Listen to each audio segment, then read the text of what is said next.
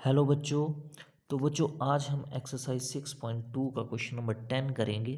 Question number 10 question number 9 के बिल्कुल opposite है। क्वेश्चन नंबर 9 हमने पिछले कल किया था। तो क्वेश्चन नंबर 10 क्या है? The diagonals of a quadrilateral A B C D intersect each other at the point O such that A O upon B O is equal to C O upon D O and show that A B C D is a trapezium. अब आपको बोला है A B C D कोई quadrilateral है जिसके diagonal एक दूसरे को पॉइंट ओ पे इंटरसेक्ट कर रहे हैं, और साथ में आपको एक कंडीशन दे रखी है कि A O upon B O is equal to C O upon D O, और आपको प्रूव करना है कि ए बी सी डी जो है वो क्या है, एक ट्रेपीजियम है। तो सबसे पहले इसकी फिगर बनाते हैं। तो ये हमने एक क्वाड्रिलेटर बनाई ए बी सी डी, और इसकी शेप कैसी बनाई हमने, ट्रेपीजियम की तरह, क्योंकि लास्ट में आपको प्रूफ करना है कि ये जो quadrilateral A B C D है ये क्या है, ट्रेपीजियम है। इसलिए हमने A B C D quadrilateral को किसकी शेप दी, ट्रेपीजियम की। आगे बोला है कि इसके डायगोनल जो हैं पॉइंट ओ पे इंटरसेक्ट कर रहे हैं, तो इसके डायगोनल ड्रॉ करते हैं।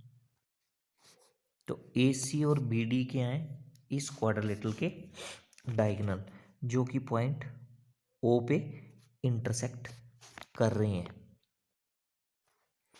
अब देखो आपको प्रूफ क्या करना है, आपको प्रूफ करना है कि ए बी सी डी क्या है, एक ट्रेपीजियम है। तो देखो ए बी सी डी को हम ट्रेपीजियम कब बोलेंगे, जब ए बी लाइन जो है डी सी लाइन के पैरेलल होगी। जब ए बी डी सी के पैरेलल हम प्रूफ कर देंगे तो हम ए बी सी डी को क्या बोल देंगे, ट्रेपीजियम बोल देंगे। तो लास्ट में हमें क्या प्रूफ करना है कि ए बी जो है वो डी सी के पैरेलल है। तो जब हम ये प्रूफ कर देंगे तो ए बी सी डी क्या बन जाएगी, फिर ऑटोमेटिकली एक ट्रेपीजियम बन जाएगी। तो ये क्वेश्चन कहाँ से स्टार्ट करेंगे, हम कंस्ट्रक्शन से स्टार्ट करेंगे, जैसे क्वेश्चन नंबर 9 में हमने किया था। कंस्ट्रक्शन क्या करेंगे, एक लाइन ड्रॉ करेंगे ई ओ जो कि पैरेलल होगी डी सी के। तो चलिए करते हैं। तो कंस्ट्रक्शन करेंगे, ड्रॉ ड्रॉ ई ओ पैरेलल डी सी। तो एक लाइन ड्रॉ करेंगे ई ओ जो कि पैरेलल होगी किसके, डी सी के। तो फिगर में भी ई ओ ड्रॉ करते हैं। तो ये हमने एक लाइन ड्रॉ की ई ओ जो कि लाइन डी सी के पैरेलल है। अब देखो ट्राइंगल ए सी डी में ई ओ लाइन जो है वो पैरेलल है डी सी लाइन के। तो क्या हम यहाँ पे बेसिक प्रोपोर्शनलिटी थ्योरम लगा सकते हैं, बिल्कुल लगा सकते हैं। तो लेते हैं ट्राइंगल ए सी डी। तो लिखते हैं in triangle A C D, in triangle A C D as, क्या हो रहा है ट्राइंगल ए सी डी में, ई ओ लाइन जो है वो पैरेलल है किसके, डी सी लाइन के। Therefore by basic proportionality theorem, by basic proportionality theorem, देखो ई ओ लाइन क्या करेगी, लाइन ए सी और ए डी को सेम रेशो में डिवाइड करेगी।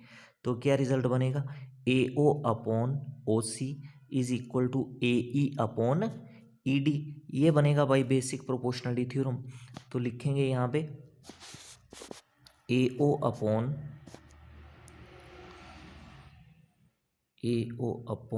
ओ C is equal to A E upon E D, ये आ जाएगा भाई बेसिक प्रोपोर्शनैलिटी थ्योरम। इसको कंसिडर करेंगे इक्वेशन नंबर फर्स्ट। अब देखो क्वेश्चन में आपको एक और चीज गिवन है, क्या दिया हो आपको दिया है A O upon B O is equal to C O upon D O. तो इसको लिखते हैं। तो आगे हम लिखेंगे आल्सो गिवन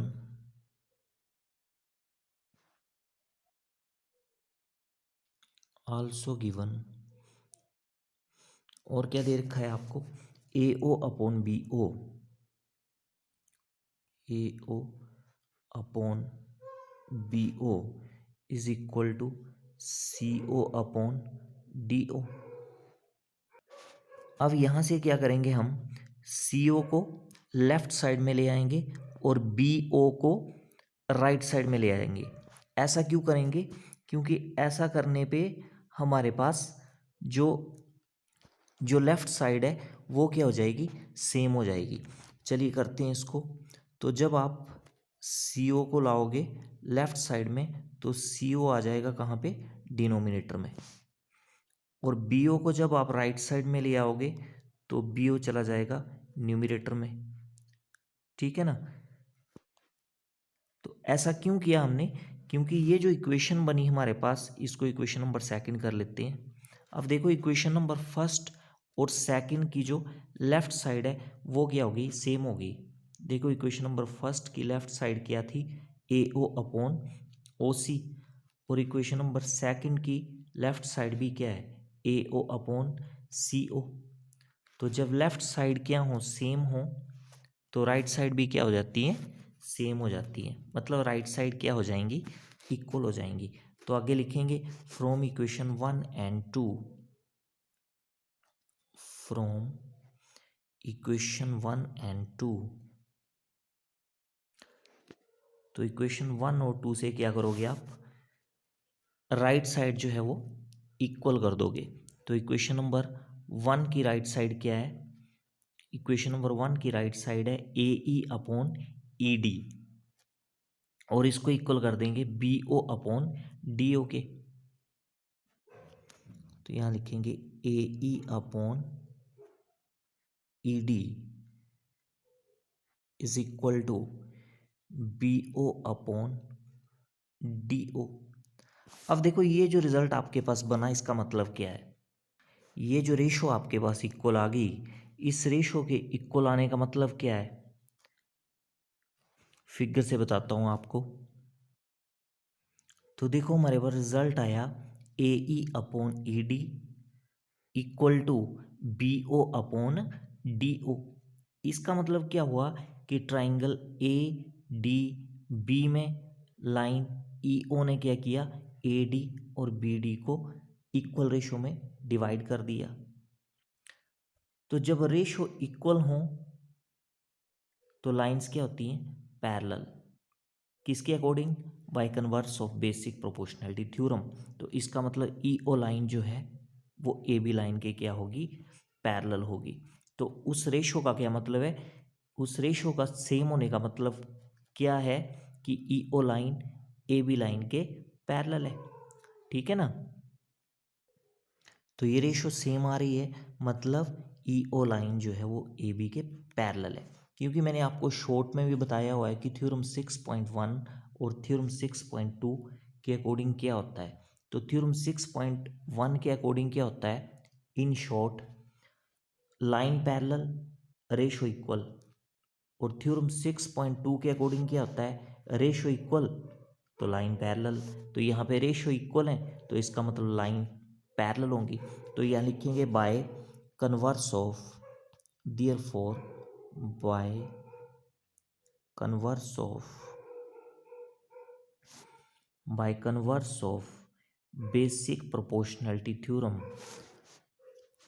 क्या रिजल्ट आएगा आपके पास, ये ई ओ लाइन जो है वो पैरेलल होगी किसके, ए बी लाइन के। अब देखो ई ओ लाइन जो है वो डी सी लाइन के भी पैरेलल है ना।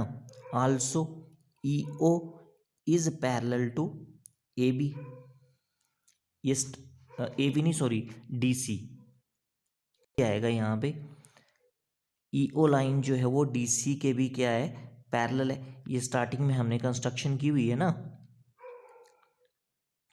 ठीक है। तो also E O line is parallel to D C. ठीक है ना, ये स्टार्टिंग में हमने कंस्ट्रक्शन की थी। अब देखो ई ओ लाइन जो है वो ए बी के भी पैरेलल है, और ई ओ लाइन जो है वो डी सी के भी पैरेलल है। तो इसका मतलब क्या है कि ए बी और डी सी भी आपस में क्या होंगी, पैरेलल होंगी। तो दिस इम्प्लाइज, तो आगे लिखेंगे हम this implies A B line is parallel to D C. और अगर A B line D C line के पैरेलल होगी तो मैंने क्या बोला था आपको, ए बी सी डी क्या बन जाएगी, therefore A B C D is a trapezium. तो ए बी सी डी क्या बन जाएगी, अब ट्रेपीजियम बन जाएगी। पहले क्या थी, ये क्वाड्रिलेटरल थी ना, पर अब जब ये दोनों लाइनें पैरेलल होगी तो ए बी सी डी अब क्या बन गई, ट्रेपीजियम बन गई। और यही आपको प्रूफ करना था, ठीक है ना, हैंस प्रूव्ड। तो आई होप ये क्वेश्चन आपको अच्छे से समझ में आ गया होगा।